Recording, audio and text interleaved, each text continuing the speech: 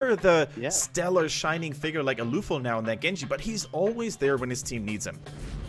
Completely agree. RPG going to be taking us to yet another CE 100% win rate map, because they all are. We're going to be heading it to the Tomb of the Spider Queen. RPG yet to find a victory here themselves, but there's always a chance. It looks like Tomb of the Spider Queen was played extensively during the off-stream matches here, because I can't remember seeing a lot of those matches being broadcasted. Yeah, we've had one on stream, I think. Yeah, one on stream, but yet RPG's already 0-3, so can they can they break through that negative trend? I really hope so. I hope so as well, and this would be another good map for them to play a noob if they want to go down that style again. We could maybe see a little bit of Wang stitches if they want to. That's fair, if that's fair. CE not wanting to play that on this map, and there we go, Shimada bans. Shimada bans, and the Greymane already being locked in here. Super solid KTY, we mentioned him very briefly. Could play the hero, but there could also be a Lufo jumping on the Wolfman. However, wave clear is of the essence, and I would love, like, if there's one thing I would love to see from Chinese teams adapt a little bit more on this very battleground, Tomb of the Spider Queen, it is utilize the mages a little bit more. Utilize heroes like Gul'dan, Kel'Thas, use them a little bit more, because up to this point we're only used to seeing a lot of Jaina and maybe a little bit of Chromie with SBT busting her out today. That's true. I would kind of agree with you here, as you can see here, Greymane has been picked 6 out of 6 times by CE, by the looks of it, if I'm reading that correctly. So, pretty decent for them. On this map. Oh, no, that's on the map, not by CE, that's by everyone. So yeah, Greymane very common on this map. Tyrael has been left completely open for CE if they wanted to go down that style again. Yep, very true. There's a couple of options here. We see the ETC, and even Tyrael could come on in. This is a Tassadar Tetcher by CE. Probably the one team that has shifted away from double support the most. They're falling back onto their Chinese roots as well. And KTY is their dedicated Tassadar player, if I recall correctly. I believe so. That's gotta be Tracer, right? I really can't work out any other reason why they would do this so early. Tracer gone. So what do you pick now with this? Do they go for some kind of melee assassin? Do they just rely on the extra shielding for Greymane, sorry? And is it enough? I mean, we did see a lot of Illidan Tassadar in the past, but teams all across the globe have shifted away from that trend heavily. It is normally only Abathur these days who acts like the pseudo-support on an Illidan composition. But Illidan could maybe be exactly what they need. I mean, Illidan is very hard to be kept in check. Nobody really expects it maybe to come out by CE, so an Arthas is not a guaranteed pick. Only if RPG really possesses like good anticipation and prediction skills. True. So maybe it would be our first Illidan if we do see it, which would make me happy. Yeah. Oh, and finally, and coming out from RPG as well, makes me very, very happy, because they realized exactly what they need. Now, the Johanna traditionally doesn't perform too well in 2018 of HGC, but, and here comes the big but, it is a good hero on Tomb of the Spider Queen. Provides additional wave clear, provides strong rotations, and the Gul'dan, I'm really excited to see that one come out. Yeah, Gul'dan with Johanna as well. It's very effective. Pulls heroes into the center so Gul'dan can land all those wonderful abilities. Very cool to see. The Gul'dan coming out for the first time. Horrifies could be exactly what RPG need as that sort of game-changing ability. As long as they can keep Gul'dan, which is likely going to be Infinity, alive. So it is double support. What's their damage here? What is the use for this Tassadar? Is it just for Greymane? Or do they have other plans? Let's see. Already good counter rotations here provided. Jaina, so it's just for the Greymane. Alright, I think they planned on the Tracer, and now they're just going to deal with it. Yeah, I've never seen a team comp like the one CE is rocking here right now with the Jaina. Of course, she is just, you know, the big hotness in China right now. Ironically, because she's a really cool woman otherwise. Ice puns. Only available on HGC China. No, but the point I was trying to make is that a Tassadar plus double support Tassadar plus a mage plus a hyper carry is definitely something we're not used to seeing. Normally, we see something like RPG was using earlier, double tank line, double support, and one hyper carry. But I'm really interested in seeing how much CE has worked on this sort of style. I mean, it's very rare to see anyone work on it these days. It's so uncommon, but it's still very interesting to see at all, at least for the start here. So, What are we going to see from RPG? They bring out the Tychus against a solo tank. I can only assume this is just for kiting abilities and the Odin. To be honest, I like Tychus more against a single tank line than against a double front line because... Can't juggle. Exactly, they can't juggle the damage that well, and you can get much more value from the bigger they are, especially if ETC wants to make a move and he gets chucked down to 50% health and has to retreat once again. So I'm actually going to be honest with you, Tetra. I think the RPG draft is looking almost more solid than what CE brought to the table here. I am not so sure. Like, for starters, CE, I agree with you, CE's draft is strange, but I have more belief in the Tassadar than I do in the solo tank Johanna. Okay. Well, she does have the Sonya to provide a little bit of fellow tanking, but you're right. That has not helped in the games we have seen before. In fact, those two are almost exclusively picked together, and it doesn't help. You're definitely right. You're definitely right. So is CE going to be doing just fine with the Tassadar Mage solo tank ETC, or can RPG finally switch things up and break the trend, the negative trend that they had been suffering from in the entire time? I gotta say, though, Chicken's defense here in particular, his Sonya looked very, very good. I definitely want to give him a lot of credit there. He did have wonkier performance in the past. Indeed, he's shown worst heroes, which begs the question why he keeps prioritizing the Dahaka so much when he has that hiding in his belt. For now, we are loading in to game number 2 between CE and RPG. Spawning on the left, currently top of our table, it is Challenge, with a Lufel on Greymane, Wind on ETC, KTY playing on the Jaina, 365 on the Rhaegar, and Zuyu is playing the Tassadar. And currently down 0-1 is RPG in the red trunks, with Chicken on the Sonya, Johanna being played by Wang, Saz playing Uther, Infinity on that Gul'dan for the very first time in HGC China 2018, and Loktar on Tychus. Now, stronger wave clear, I think, especially in the early game, definitely on the side of RPG. Tassadar will catch up later, especially when he completes the Sign Fusion quest and gets double storms at 16. But for now, if they play it well, RPG that is, they can definitely utilize their heavy wave clear advantage early on. Indeed they can. Now, Wind eats a spear, gets a double stun in exchange, though Jaina drops some good damage onto Chicken, but Wind comes out worst, and Loktar getting a nice 3-mana overkill there with his Q, doing lots of damage. Now, Uther, traditionally speaking, isn't really the best support for Gul'dan, since he could lack from mana issues, or he could suffer from mana issues, and he could have those longer cooldowns as well. However, he provides good protection after level 10, but normally you're used to seeing Gul'dan shine really with heroes like Stukov, heroes like Morales, who basically have very low mana cost and good cooldowns as well. Now, Infinity needs to be careful. There goes ETC. There goes the Jaina Burst. Can they bring down the Warlock? The slow from Zuyu trying to keep it in. Storm doesn't kill him. Oh my god. That was as close as it can be here for Gul'dan. Really, really close.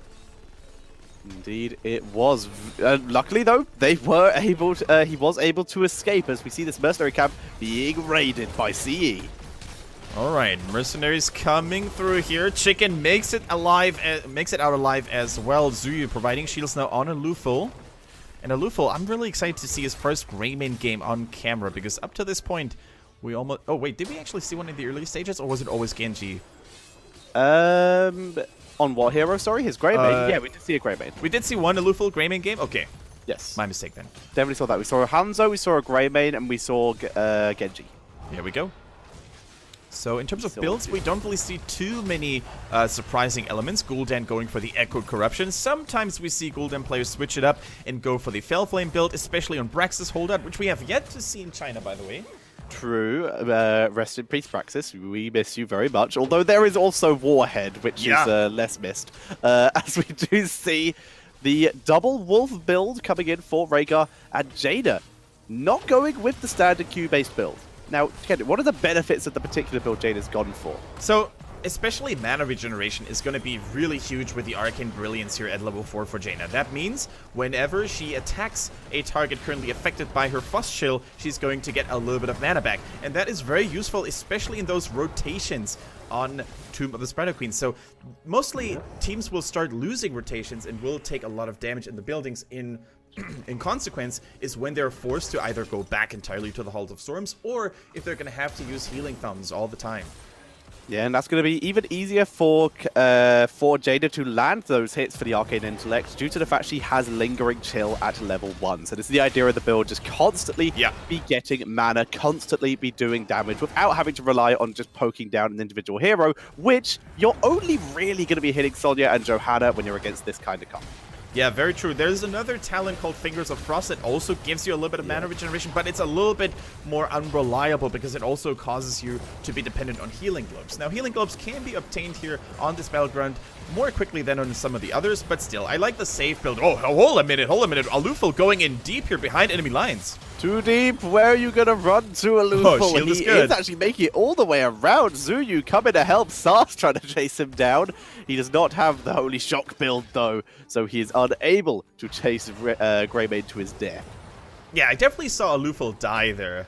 He went in so recklessly without anyone of his team following up, really, but you know, he just played a game of Ring Around the Rosies, and he managed to get to safety after all with the help of Tassadar. Now Loktar in a little bit of a hassle here. Johanna stepping in to assist him, but they don't have the damage to kill anyone. RPG, that is. Yeah, he was able to turn around and do a lot of damage with that overkill, so good to see.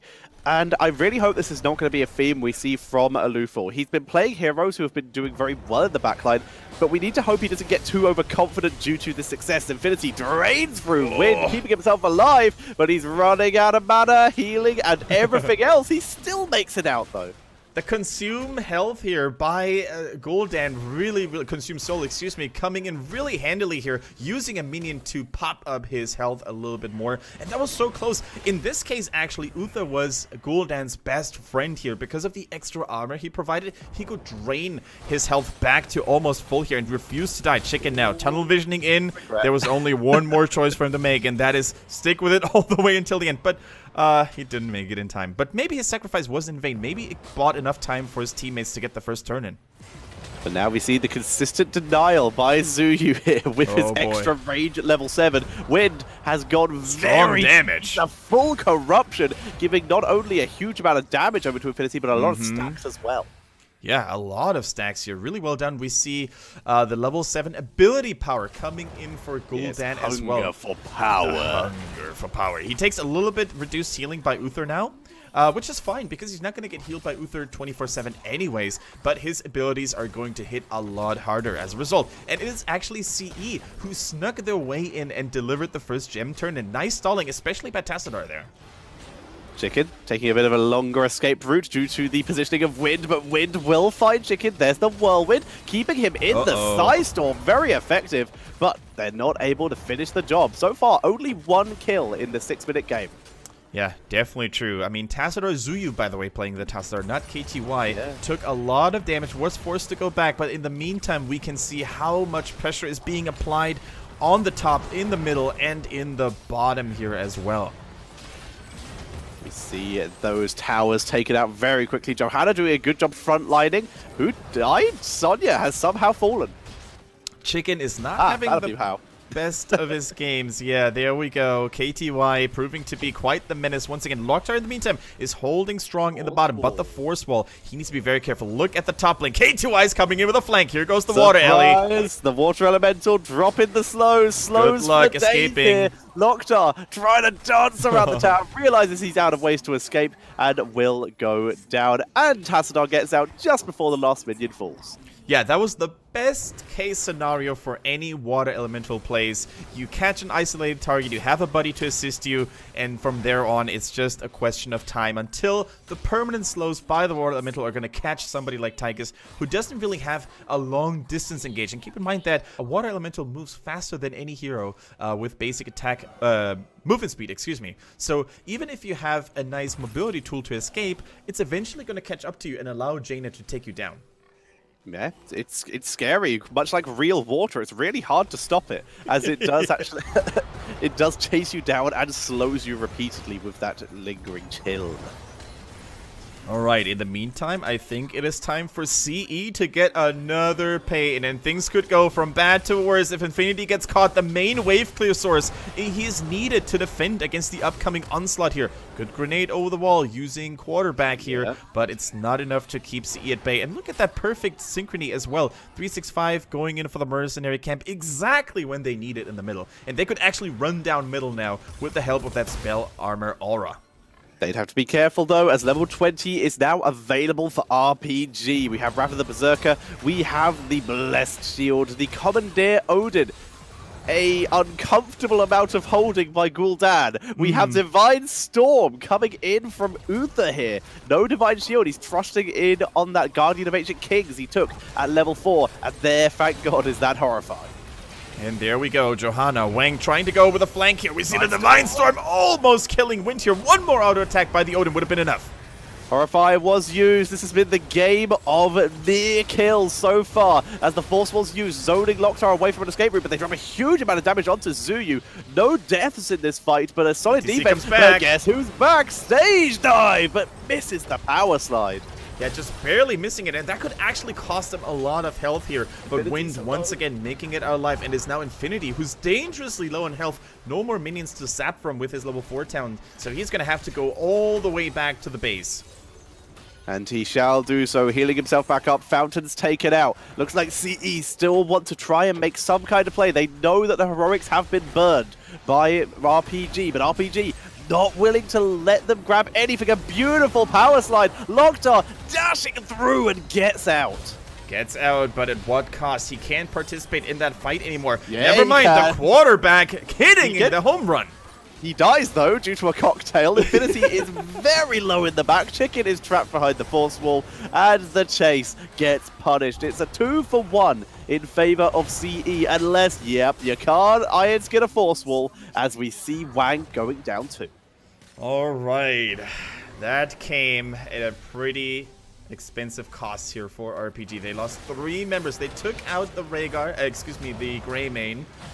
But the middle keep is now exposed. The mercenary camp is stoling away under their noses right here. But eventually, CE is going to have to pull back because they're running dangerously low on mana. Wind, that was close here. Saw didn't expect to see a cow in the woods there. Yeah, cow was very, very fond of fields and plains, I guess. I am not surprised, but I would also be surprised. However, we do see the fact that ETC was able to zone so much has given CE ample time to take this mercenary camp. So good zoning by ETC. And it feels so, or it must feel so frustrating for RPG. They're so close to delivering the pain for themselves. But look at that ambush onto Jaina. Whoa. That is the world class for RPG. Patiently waiting until the trap could snap. In comes stage dive, though. Loktar has managed to trap himself. You done played yourself, Loktar, as a Lethal chases him down. Wait, no, stop, Loktar. He tries to turn it around, drops some damage. He did actually have the healing there, but was not enough. Didn't have enough time to get the full duration and heal himself back up. Alright, however, this little maneuver allowed RPG to get the pain, and while this may not be the most dangerous pain of all time if you're a CE, it still relieves lane pressure for RPG, and that could be huge. Now they need to wait another 10 seconds until Loktar on that Tychus will be back in the fray. Jaina, by the way, completed the ice block already, which is definitely useful against heroes like Sonya. Would have been really useful a couple seconds ago when she was blown up by Uther and Tychus. Yep. But good, she has a now beautiful dimensional shift. Oh no! Oh no, Zuyu, you played yourself! He drops the force wall, shields himself, tries to flee! Sonya's chasing down the slows, but Blessed Shield has to be popped. Chicken, a little bit too far forward. This might be another regretful position by RPG, picking up a kill and losing members in exchange. You know, Zuyu is all planned. Guys, it was a next level play the enemies couldn't foresee, but now we see a stage dive coming, and Odin is good though. The Divine Storm is hitting hard. Trying to focus on Lethal, but he Ancestral lands. He immediately moves on to Infinity, who is unattended. Body box by Saar, but Razor Swipe straight through. Meanwhile, Wang is dying down below. He will get finished off here. It is now only Saar trying to flee, the one person who could potentially get some value in death, using that pursuit of justice there to get out of dodge. But he unfortunately that's still going to be CE picking up 4 kills. Pretty cool move here. We see a very hammer-centric build by Saw, giving the cooldown reduction a try at level 4, and then, as you said, the Pursuit of Justice providing useful movement speed whenever the hammer goes down. But Zuya must be like, hashtag worth it. Tactical feeding at its finest. We got 4 kills out of that, and all it took was 1 baiting force wall. I mean, I consider that worth it all day, every day. Yeah, but yeah, we're going to call it a baiting force wall. That's exactly Yes. what that was. But like you said, it worked to perfection. As we see Wind getting CC'd, but able to tank his way through. All right. In the meantime, blue spiders are making their way. A blue boss, excuse me, is making his way into the top lane. Saw is getting caught this time by a force wall. He ends up falling. The Holy Spirit is still here, but what can he do to keep Johanna alive? He's going to spam his heals. Remember, he does have that Guardian of the Ancient Kings, but there's no crowd control, just damage landing onto Wang here. And Wind even blocks off the escape route through the gate with the knockback. And now, RPG, Sonya is just split pushing as their top keep is going to die. Yeah, I think they really want to get a little bit more experience in there, so they get the 16. I think at this point they realize with Uther and Johanna dead, there's nothing in the world they could do to save that top keep. So they're trying to buy every second available. Sonya needs to start going back soon, though. She needs to hurry. She is porting right now. She's on the way. Johanna back in 7. And with the damage output from the Odin and Infinity, it looks like they... Oh, Loktar, no!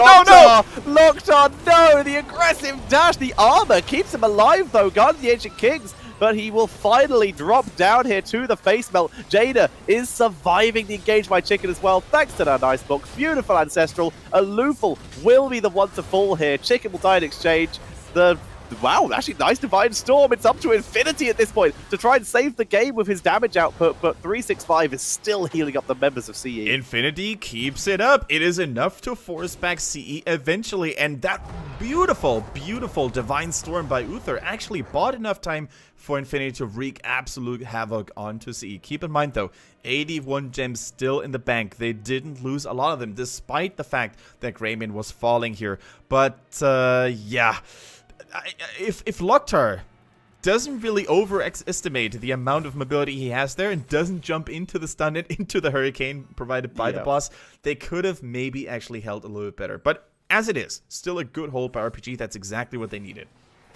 Yep, they are in the game. They have lost one keep and the other one is pretty low already down to about 2/3 health.